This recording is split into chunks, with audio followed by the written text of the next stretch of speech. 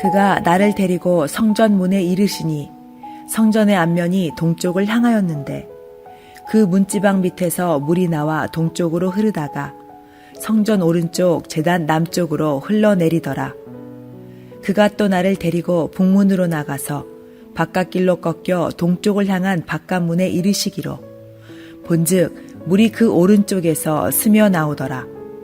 그 사람이 손에 줄을 잡고 동쪽으로 나아가며 천척을 측량한 후에 내게 그 물을 건너게 하시니 물이 발목에 오르더니 다시 천척을 측량하고 내게 물을 건너게 하시니 물이 무릎에 오르고 다시 천척을 측량하고 내게 물을 건너게 하시니 물이 허리에 오르고 다시 천척을 측량하시니 물이 내가 건너지 못할 강이 된지라. 그 물이 가득하여 헤엄칠 만한 물이요 사람이 능히 건너지 못할 강이더라. 그가 내게 이르시되 인자야 내가 이것을 보았느냐 하시고 나를 인도하여 강가로 돌아가게 하시기로 내가 돌아가니 강 좌우편에 나무가 심이 많더라. 그가 내게 이르시되 이 물이 동쪽으로 향하여 흘러 아라바로 내려가서 바다에 이르리니 이 흘러내리는 물로 그 바다의 물이 되살아나리라. 이 강물이 이르는 곳마다 번성하는 모든 생물이 살고 또 고기가 심이 많으리니 이 물이 흘러 들어가므로 바닷물이 되살아나겠고 이 강이 이르는 각처에 모든 것이 살 것이며 또 이 강가에 어부가 설 것이니 엔게디에서부터 에네글라임까지 그물 치는 곳이 될 것이라. 그 고기가 각기 종류를 따라 큰 바다의 고기같이 심이 많으려니와 그 진펄과 개펄은 되살아나지 못하고 소금 땅이 될 것이며 강 좌우가에는 각종 먹을 과실나무가 자라서 그 잎이 시들지 아니하며 열매가 끊이지 아니하고 달마다 새 열매를 맺으리니 그 물이 성소를 통하여 나음이라. 그 열매는 먹을 만하고 그 잎사귀는 약 재료가 되리라. 미국에 좀 한가한가 했더니 이제 아마 뉴스에 오르락내리락 하는 시간이 됐습니다.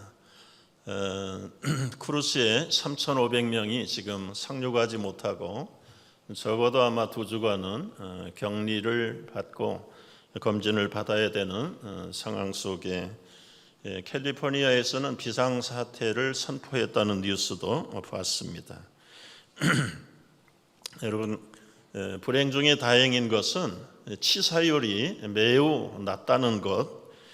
그러나 이제 감염 속도가 빨라서 세계 사람들이 굉장히 긴장을 하고 있다는 것.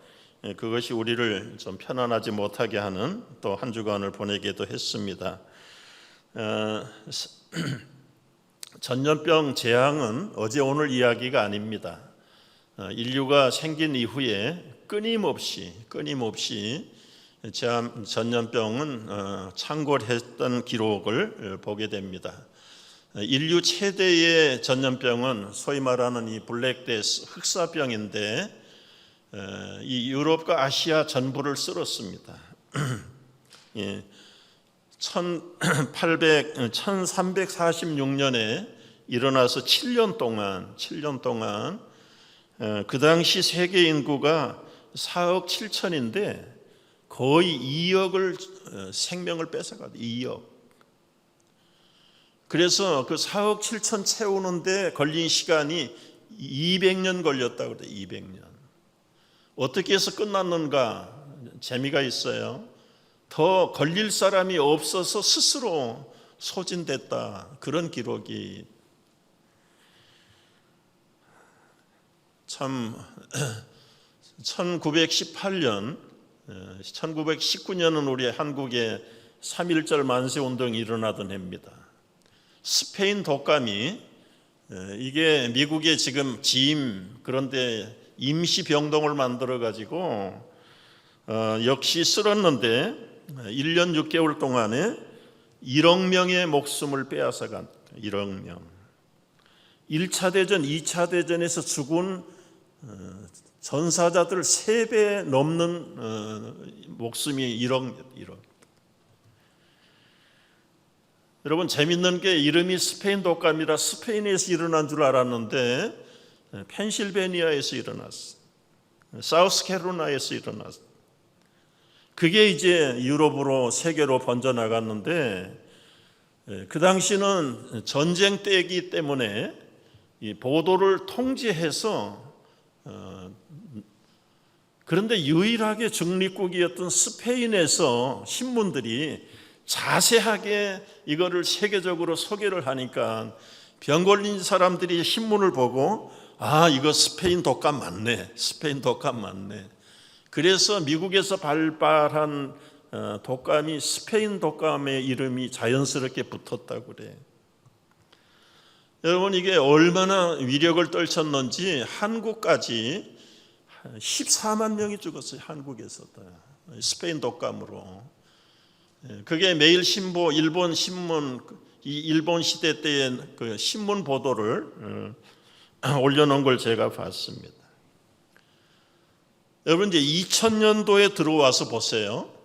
2002년에 사스, 2005년에 조류독감, 2014년에 소아마비, 2015년에 메르스, 16년에는 지카 바이러스, 19년에 작년에는 에볼라 바이러스.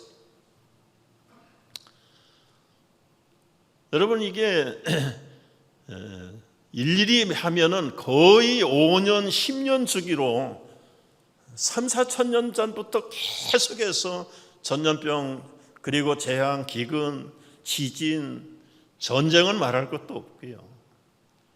지구촌이 편치 않습니다. 편치 않아요. 특별히 이번에 바이러스는 사람만 건강을 해치는 것이 아니라 사회 전반에 엄청난 변화를 가져다. 저게 이제 발발했다는 우한의 도심지인데요. 중국은 대도시가 거의 다 통통 비었. 그게 이제 대구도 마찬가지예요. 이게 대구 지하철역인데 사람 그림자를 찾아볼 수가 없고. 여러분 이 코로나 바이러스가 사람들의 모든 삶의 패턴까지 바꿔놓고 있어요. 모든 게 다 캔슬되고 심지어는 교회 예배마저도 지금 잠정적으로 폐쇄되는 상황. 거기에다가 미치는 경제적인 여파는 또 어떡하고요. 그런데 중요한 거는 예방 백신이 없고 치료제가 없다는 것. 그래서 예방 외에는 다른 방법이 없다. 그래서 14일 동안 대부분 이 집에 갇혀 있는데 여러분 언제까지 갇혀 있을 수는 없잖아요. 이제 밖에 나가야 되니까 나가려면 필수적으로 뭐가 필요하다? 마스크가 필요한데 이게 뉴욕 타임스에 며칠 전에 올라온 한국의 대구 근처의 모습, 이마트에서 마스크를 사려고 하는 사람들이 비가 오는데도 우산을 오픈하기 전에 2시간 전부터 저렇게 기다렸다고 합니다. 곳곳마다 인산인해를 이루는데 지금 마스크 대란이 일어났다. 마스크 대란. 바이러스는 저리 가고 이 마스크가 생명줄인 줄 알고 마스크 사려고 최선을 다하는데 여러분 다른 거 없어요. 백신이 없지요. 치료제가 없지요. 마스크가 막아주는 게 아니에요.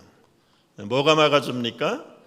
건강한 체력이 면역력을 높이는 것만이 최상인 줄로 알고 여러분 너무 마음이 두려워하고 불안하기 시작하면 면역도 떨어집니다. 떨어져요. 음식 타박하는 사람, 건강한 사람 봤어요? 아무거나 잘 먹는 사람이 건강하는 거예요. 그러니까 전혀 여러분 마음의 위축을 받으면 불안하고 긴장이 되고 초조하면 여러분 다 기억날 거예요. 중학교 때 이 생물 시간에 전염병에 대해서 공부할 때 1시간 전염병은 이렇게 듣고 나면 그냥 내가 병 걸린 것 같은 그런 기분.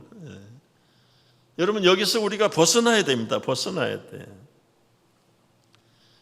구약에도 성경에도 전염병이 사용된 케이스가 출애굽할 때 바로에게 10가지 재앙 중에 2가지가 전염병이었습니다. 모세와 아론을 대적했던 이 백성들을 향해서 하나님께서 연병을 치셨어요. 다윗이 믿음이 떠나서 인구조사한 죄로 3일 동안에 7만 명의 무고한 백성들을 전염병으로 잃어버립니다. 블레셋 지역에 법궤가 빼앗겨서 들어갔을 때 가는 곳마다, 법궤가 가는 곳마다 블레셋 지역에 독종들이 일어나고 악창들이 생기고 전염병 때문에 견디지 못해서 그 언약궤를 이스라엘 땅으로 다시 돌려본. 우상숭배하고 이 간음할 때 2만 4천 명이 하루에 떼죽음을 당했다. 블레셋 군대가 18만 5천 명이 밤사이에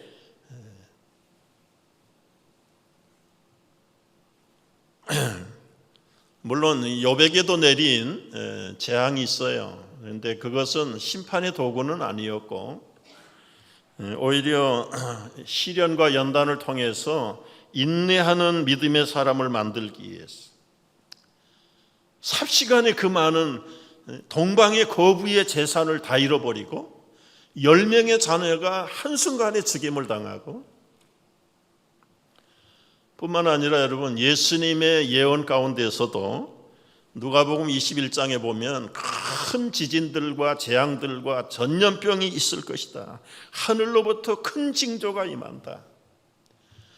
요한계시록 마지막 가면 인재앙, 넷째 인재앙 때에 청황색 말이 나오는데 그 말이 나올 때 지구의 3분의 1이 전염병으로 다 떼죽음을 당합니다. 그러니까 어떤 면에서는 인류의 끝은 전염병 재앙으로 죽어요. 끝나는 거예요. 그 전에 이미 천체의 우박이 떨어지고 해가 떨어지고 달이 떨어지면서 3분의 1을 죽이고 땅과 바다가 3분의 1을 죽이고 마지막에 전염병 재앙으로 3분의 1을 다 쓸어버리는 거예요. 그리고 나서 헌 땅과 헌 하늘은 사라지고 새 하늘과 새 땅이 시작되는 게 요한계시록의 마지막 장면입니다. 그러니까 중요한 것은 무엇입니까, 여러분? 이번에 피했다고 해서 앞으로 영원히 피해지는 것도 아니에요. 그런데 너무 작은 걸 보고 크게 두려워하면 앞으로 닥칠 모든 재앙들, 전염병들을 어떻게 할 건가? 이건 근본적인 해결책이 없다. 결국은 생명의 주관자요, 우리의 생명을 통치하시는 분은 살아계신 하나님이심을 믿으시기 바랍니다. 여러분, 에스겔서에는 2가지 환상이 있어요. 에스겔 골짜기에 이 마른 뼈들 다 굴러다니는 거예요. 이게 영적인 비유로 말하면 하나님이 없는 세상이 다 살았으나 죽은 거예요. 그런데 하나님이 선지자를 데려다가 인자야 이 뼈들이 능히 살겠느냐? 여러분, 저게 어떻게 살겠습니까? 이성으로, 과학으로, 생물학적으로 어떻게 살아날 수 있겠느냐고요. 그런데 하나님 말씀하세요. 저 뼈들을 대하여 말씀을 대언하라. 하나님 말씀을 선포하라. 선지자가 말씀을 선포할 때 뭐라고 선포했을까요? 뼈들아 일어나라. 그 뼈들이 일어나서 조립이 되고 성령의 큰 군대를 이루고 힘줄이 붙고 살이 붙고 생명이 들어가서 성령의 군대를 만드는, 그게 에스겔서의 37장의 비전입니다. 비전.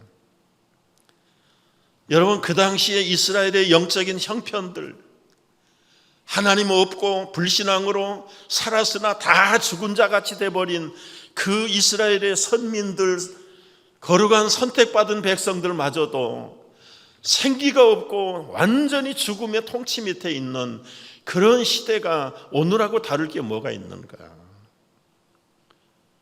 그 에스겔 골짜기에 마른 뼈들이 살아나는 것은 대언하여 말씀을 대신하여 선포할 때, 말씀을 선포할 때, 그때에 죽은 생명이 죽음을 이기고 성령의 생명의 군대로 살아나는.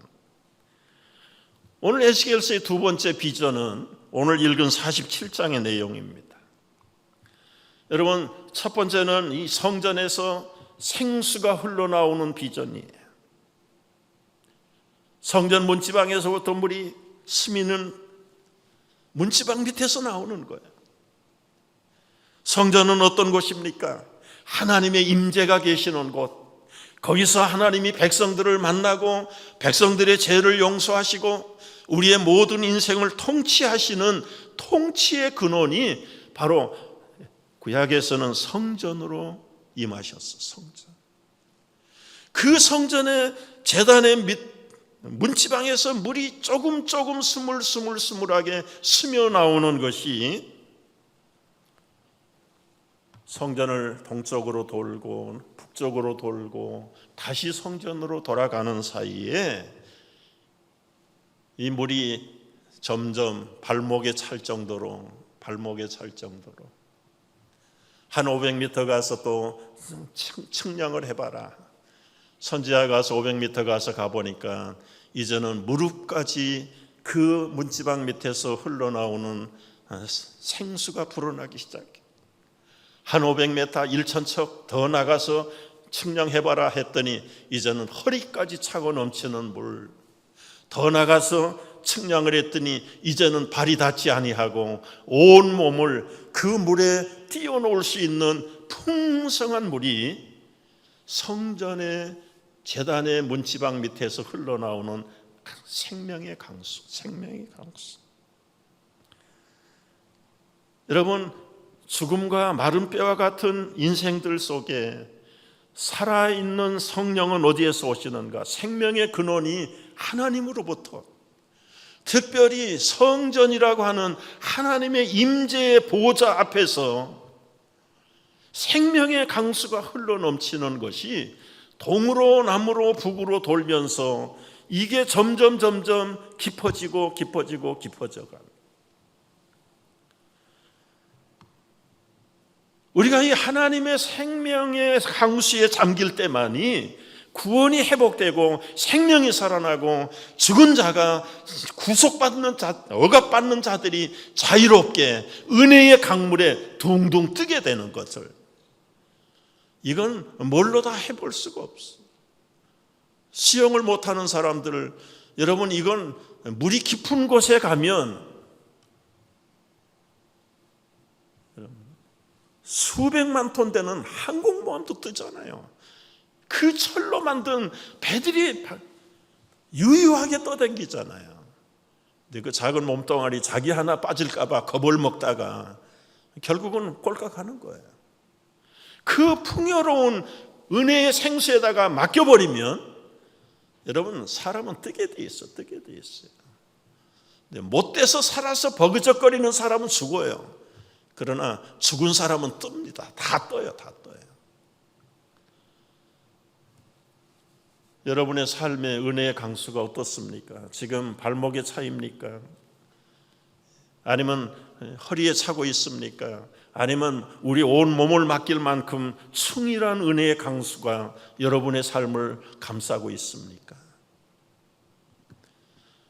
하나님의 은혜의 생명의 강수 앞에 살아남는 법, 내 바둥바둥 발버둥 치는 내 의지와 정과 욕심을 포기하고 주여, 내가 이 물에 맡깁니다. 죽입니다. 내 정과 욕심을 십자가에 못 박습니다. 위탁하고 맡겨버리는 그 사건이 세례 사건입니다. 세례 사건. 우리 장로교회는 물을 뿌리는 사건이지만은, 세례지만은, 다른 교단 침례교회는 강에 들어간 그 정신은 똑같아요, 여러분. 스위밍 풀 속에서 하루 종일 산다고 죄가 씻겨지는 겁니까? 우리 안에 있는 그 성령의 그림자 같은 성령을 대적하는 그 육신의 소욕들을 십자가에 못 박아버리는, 못 가버. 그리고 하나님의 보좌 밑에서 흘러넘치는 그 생명의 강수에 내 온몸을 적실 때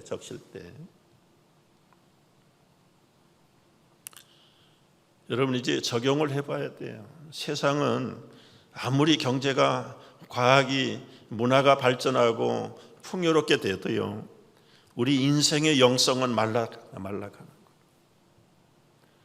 육체도 말라가고 나이가 들어갈수록 육체도 말라가고요.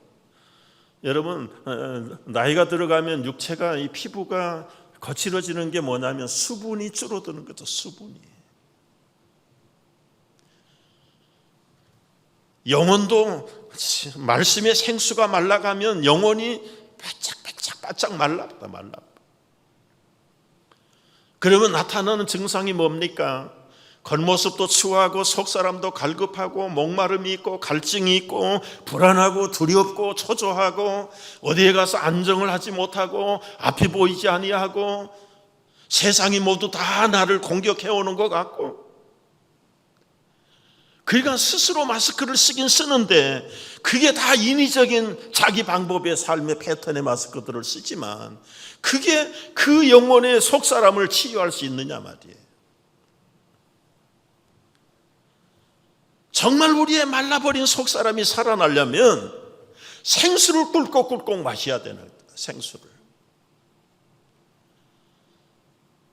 세상 죄를 지고 십자가에서 흘리신 예수 그리스도의 그 거룩한 보혈을 믿음의 입을 통해서, 이 믿음의 마음을 통해서 꿀꺽꿀꺽 마시면서 나의 정과 욕심을 대신 십자가에 못 박아버리는 이 십자가의 세례 사건, 보혈의 거룩함에 씻음받는 사건, 이것만이 우리 영혼의 갈증을 해결할 수 있고 우리 인생의 죽음의 두려움을 해결할 수 있는 거예요. 해결할 수 있어요.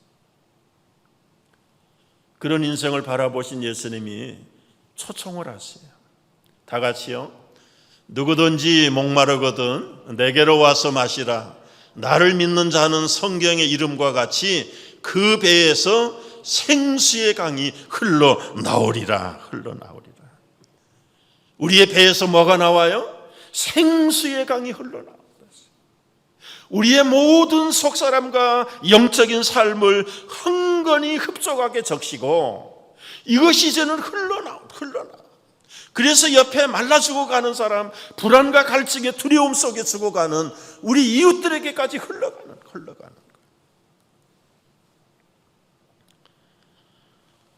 여러분, 성령을 모시고 사는 사람은 누굽니까? 이제는 걸어다니는 성전이에요.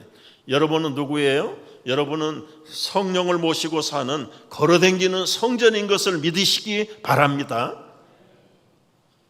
여러분의 성전의 문지방 밑에서 이제는 생수의 강이 흘러넘쳐야 돼요. 여러분의 성전에서 날마다 때마다 은혜의 강물이 솟아서 나와야 돼요. 어떻게 나와야 합니까? 하나님 앞에 더 가까이 나갈 때, 십자가 밑에 더 가까이, 나를 보게 될 때, 나의 추악함을 볼 때, 나의 불완전함을 볼 때, 나의 어리석음을 볼 때 나도 모르게 십자가가 크게 보이고 그때에 눈물이 나옵니다. 때로는 콧물도 나와요. 내 영혼의 진액이 흘러넘칩니다. 자격 없는 내 인생에 어떻게 은혜의 그 보혈의 강수가 흘러넘치는지요.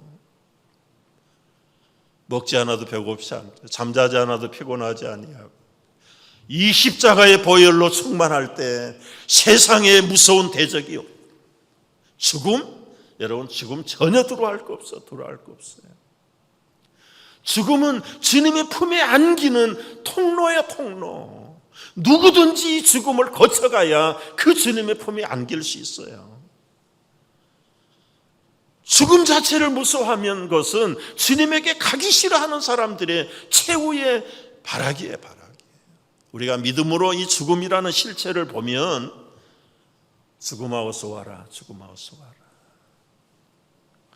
여러분, 수요일날 제가 한 달에 한 번씩 우리 목사님들 돌아가서 설교하는데 이번에 제가 할 차례. 설교 제목이 뭔지 아세요? 메멘토 모리. 무슨 뜻인지 궁금하면 수요일날 오십시오.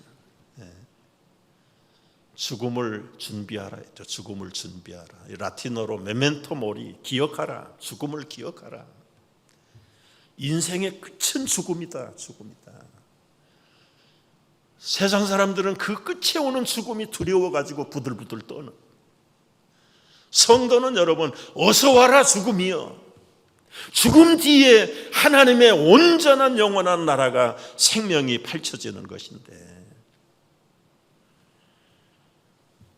그 죽음을 건너가기 전에 우리 안에서 세상을 다스리고 죽음을 초월할 수 있는 능력이 무엇입니까? 내 안에 계시는 성령의 강수, 십자가의 은혜의 강수, 예수 그리스도의 보혈의 강수가 차고 넘칠 때, 처음부터 여러분 차고 넘치지 않아요.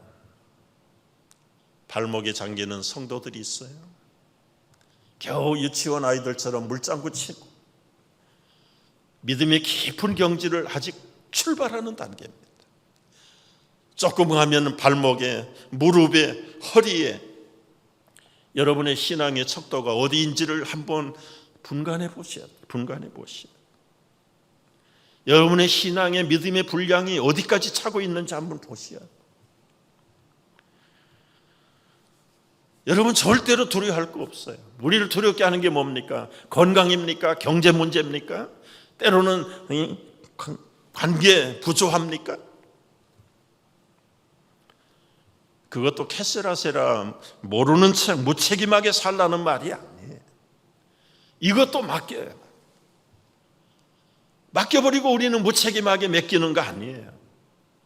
구하고 찾고 두드리고 찾을 때까지, 열릴 때까지, 얻을 때까지 계속해서 최선을 다하고 궁극적으로는 주님께 맡기면 주님의 때가 되면 얻을 것이요 찾을 것이요 열릴 줄로 믿으시기 바랍니다.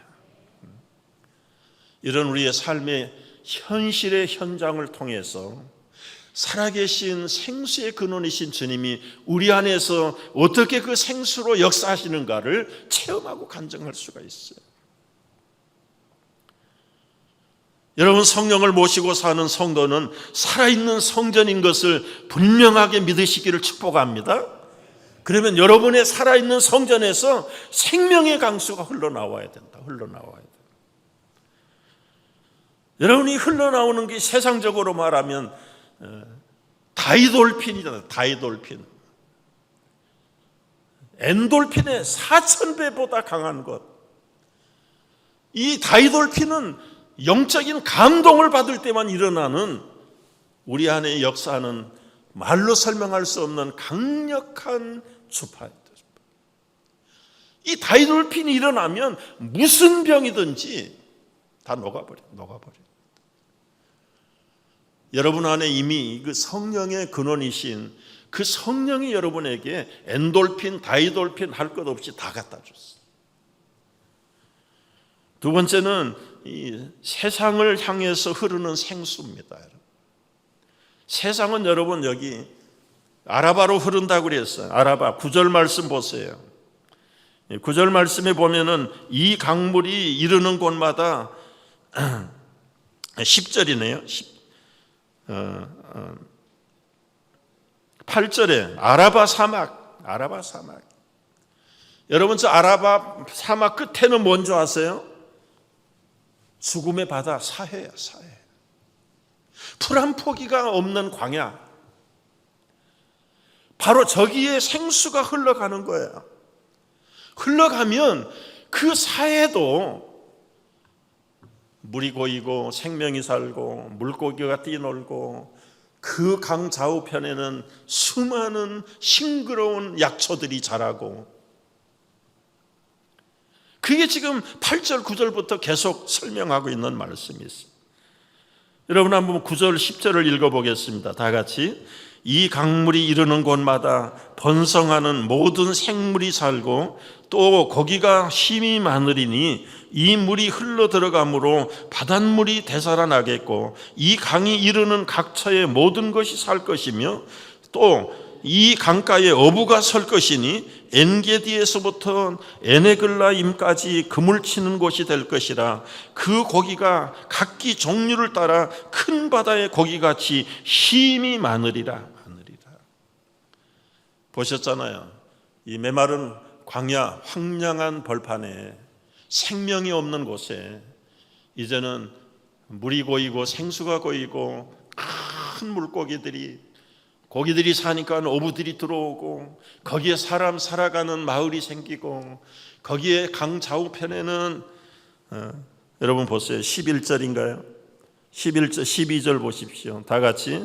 강 좌우가에는 각종 먹을 과실 나무가 자라서 그 잎이 시들지 아니하며 열매가 끊이지 아니하고 달마다 새 열매를 맺으리니 그 물이 성소를 통하여 나옴이라. 그 열매는 약을 먹을 만하고 그 잎사귀는 약재료가 되리라. 여러분, 지금 우리 주변은 다 사막이에요. 다 황량한 심령이 죽어있는 인생들입니다. 인생들이에요. 제가 마이클 켈리라고 하는 사람이 쓴 책에 나오는 예화 하나를 드리고 설교를 마치려고 해요. 이 폴은 브루클린의 사무직인데 지금 허겁지겁 동료들하고 비행장을 가기 위해서 퇴근을 하고 나왔어요. 금요일 오후입니다. 빈 택시 잡기가 하늘의 별 따기입니다. 지금 택시를 타지 않으면 비행기를 놓치는 시간입니다. 동료들이 나오자마자 그 불행 중에 다행 길 건너에 빈 택시 하나를 잡았어요.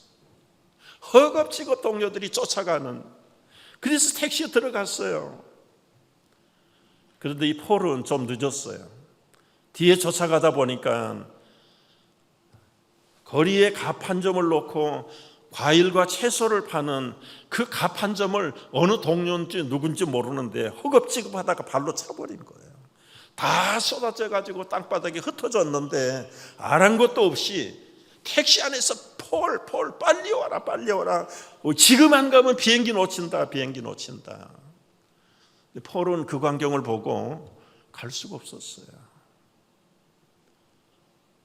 흩어진 과일들, 채소들을 다 쓸어 담아서 가판대에다가 올려놓고 그 주인 할머니를 보는 순간 할머니가 울고 있었어요.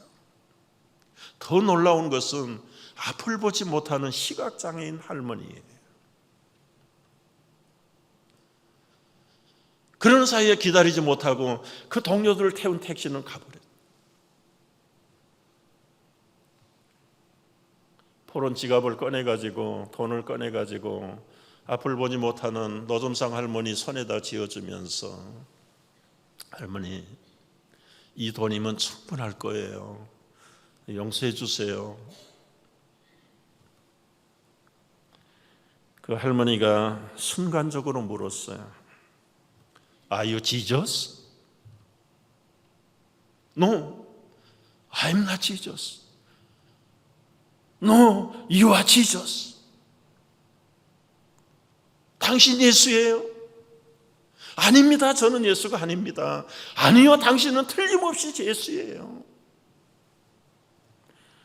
내가 가판대가 쓰러지는 순간에 도와줄 사람이 없어서 하나님에게 기도했는데, 예수, Jesus, please come to help me.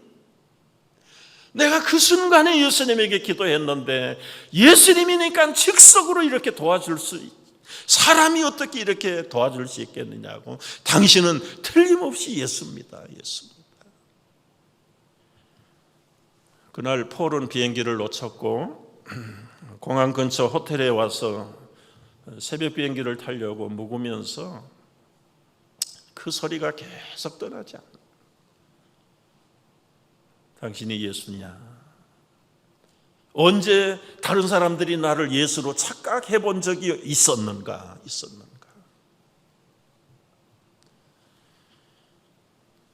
여러분, 다 자기 살겠다고 급급하고 정말 자기 생명만 바라보고 뛰는 시대, 각박한 현실 속에 남이 어떻게 됐든지 간에 얼마나 각박한 세상, 폴 같은 그리스도인들이 도처에 있어야 되지 않을까? 나만 살겠다고? 아니지요. 세상이 다 황막하다고.